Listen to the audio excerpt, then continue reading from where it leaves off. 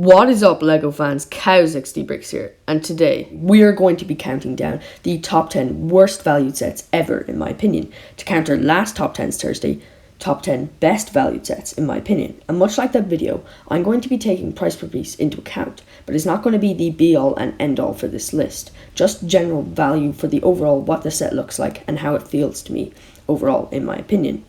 But without further ado, let's just get into this video with number 10. In number 10, we have the rather unknown set, Hulk vs. Red Hulk. Now, I can 100% see why this is so much. The big figs. It would have cost Lego an absolute bomb to produce those. If it was any less, they'd be making a loss. But at the same time, it's still terrible value for the consumer. So it's not Lego's fault, but that doesn't make it great value either, which is why it's here on number 10.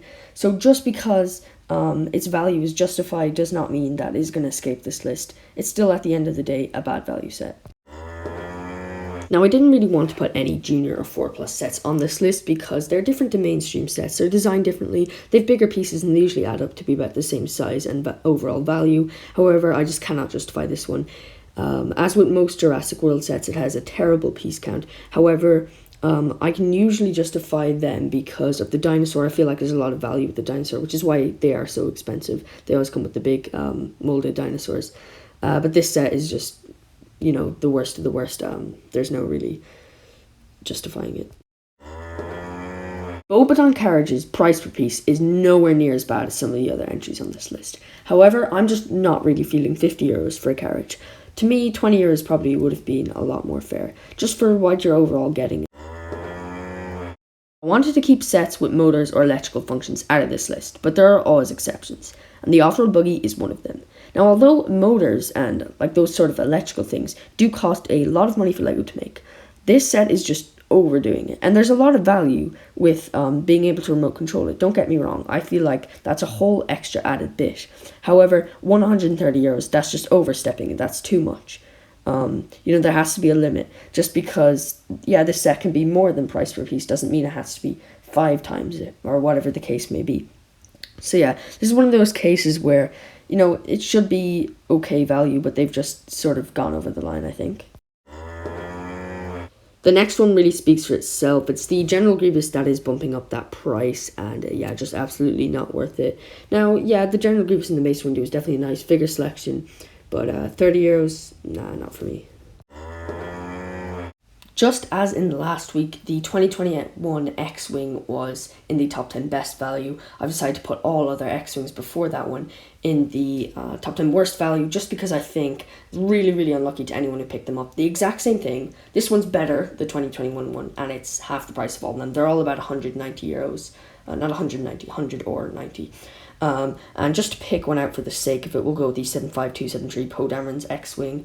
Yeah, this one had the worst price per piece, and it is a sequel set, and in my opinion, Lego should be paying us to buy sequel sets, not the other way around.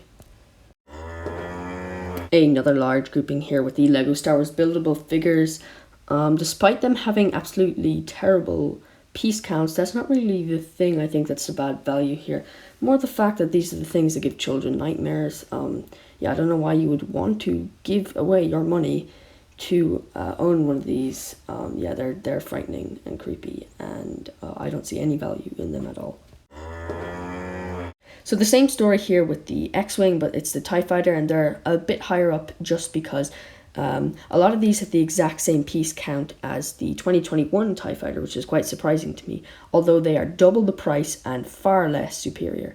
The 2021 one is just absolutely amazing. If you've been holding out on a TIE Fighter or an X-Wing, now's your year. Get them now. They are half the price that they have ever been, and they are so much better. The best models ever produced, and half the price. Absolute smashing deal. Yeah, I keep going over this in nearly every video I'm doing, so hopefully this will be the last time. But yeah, do get them. General Grievous' Starfighter. It will come as no surprise to any Lego Star Wars fan that this will be on this list. Yeah, I mean, lacking figure selection, boring build, not to mention that horrific piece count, and also not to mention the inaccurate Obi-Wan. There was just no redeeming qualities to the set. I wouldn't pay €20 for it, and the fact that it's €80, yeah, nah, not for me, no. The Lego set with the worst value ever, in my opinion, is.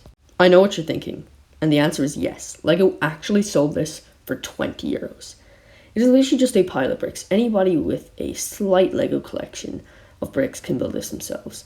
It's just so boring and bland. The only reason I could see someone buying this is if they had been to this specific tower. However, then again, they could just build it themselves. It'd probably be more special then. Hope you enjoyed the video. That's all from me. Have a great I almost forgot. If you don't like, subscribe and share this with your friends. The Buildable Bat will be very upset.